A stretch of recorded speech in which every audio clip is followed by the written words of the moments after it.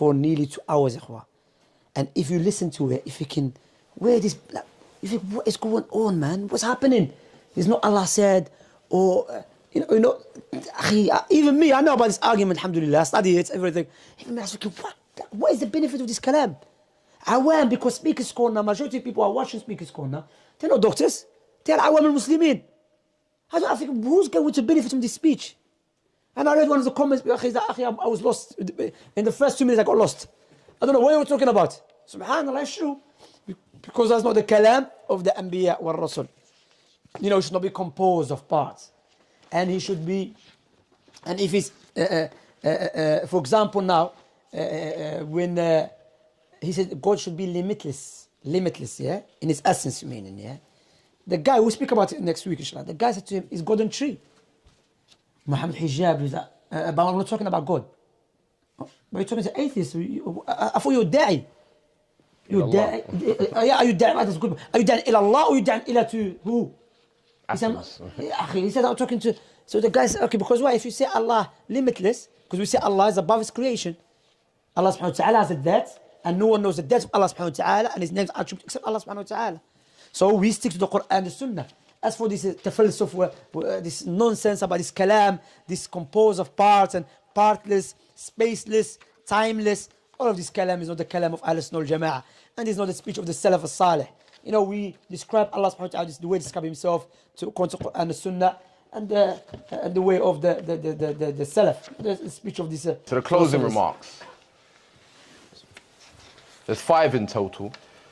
So Muhammad Hijab presented the language of the deity of the Batini Ismaili Shi'i known as Ibn Sina, the necessarily existing being Wajib al-Wujub, by reproducing his series of arguments that were designed to undermine and poison the argument used by the affirmers of the attributes, the Mutakallimun, in particular those following the way of Ibn Kullab, Al-Ash'ari, Al-Maturidi.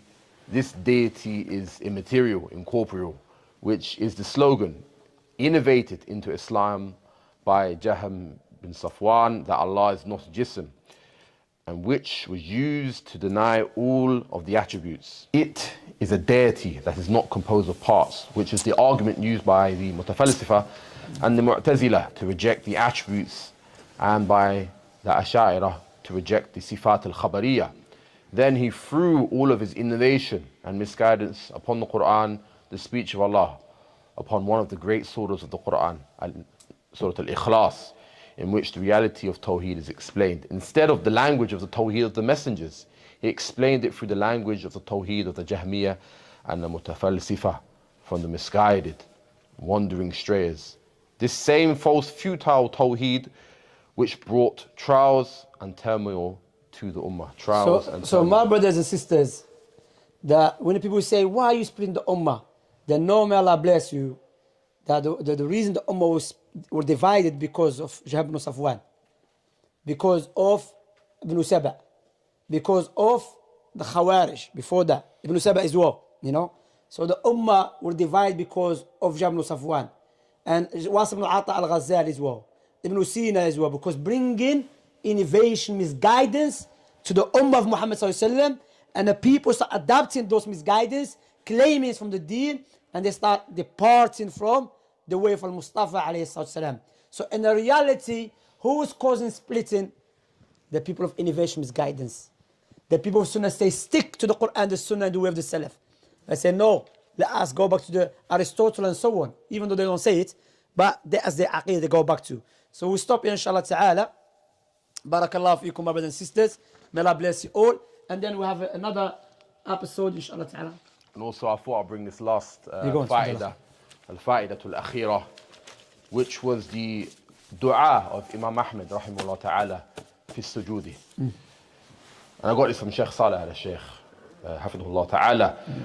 قال التميمي كان أحمد ibn Hanbal يدعو في السجود. So Ahmad ibn Hanbal would supplicate in his prostration to Allah, اللهم من كان من هذه أمتي على غير الحق وهو يظن أنه على الحق فرده إلى الحق ليكون من أهل الحق. He said, oh Allah, whosoever is from this ummah upon other than guidance, and he thinks that he is upon guidance, the truth, return him to the truth, so that he may be from the people of truth. So we ask, Allah subhanahu wa ta'ala to guide us and guide Mohamed Hijab. For really, this is religion. This is not, It's not personal. Personal. You don't owe me money or Shamsi money. No, alhamdulillah. May Allah guide us and guide him. Ameen ya Rabbil Alamin. Yeah.